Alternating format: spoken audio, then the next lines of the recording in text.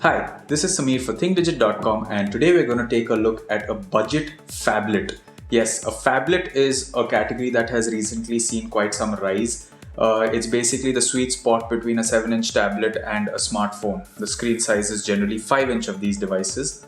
Currently, the market is dominated by the Samsung Galaxy Note and the recently launched Note 2, which are the most successful phablets. But they're quite expensive, crossing the 35,000 rupee price point. The Zync Cloud Z5, however, is a budget phablet.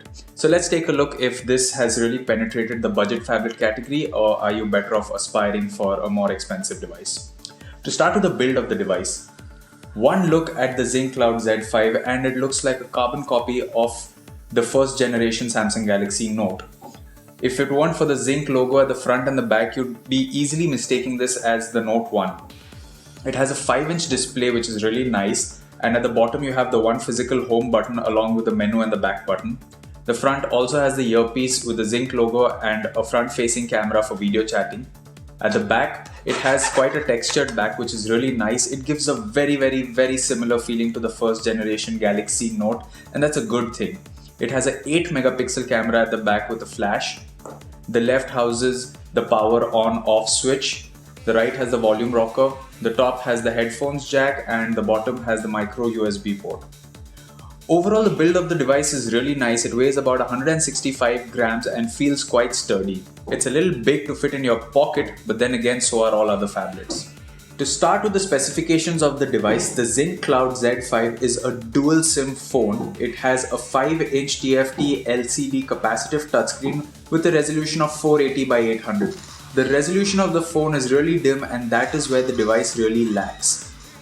It has a 1 GHz processor, 512 MB of RAM, and runs on Android 4.0 ice cream sandwich straight out of the box.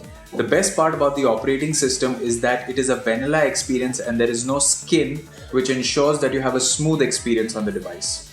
For a sub 9,000 rupee phablet, we thought that this device was all show and no juice, but we were proven quite wrong. The colors on the display are quite well represented even if the pixel density isn't that high. Yes, the display of the device is a little lackluster, but you can't expect anything better. In terms of its video playback performance, it played AVI standard definition videos quite well without any problems. The Z5, however, refused to play any 720p or 1080p MP4, MOV or MKV files that we threw at it. We didn't expect the device to play these files, but if it did, it would have been a nice experience. In terms of the raw performance, however, this phablet is the same as the Eyeball Andy 5C which we have seen recently, and if you're looking for a device just for the pure performance as a phone and bit of multimedia, you can take a look at either device as both are really good.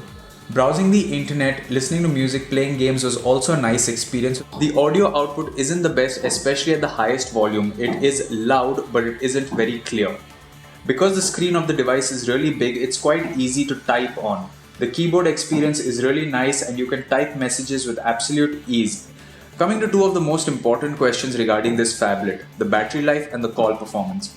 Well, it is really big to hold near your ear, but nonetheless the call quality from the earpiece is quite nice. The loudspeaker sounds a little crackled, so you're better off either using a pair of headphones, a Bluetooth headset, or the earpiece itself.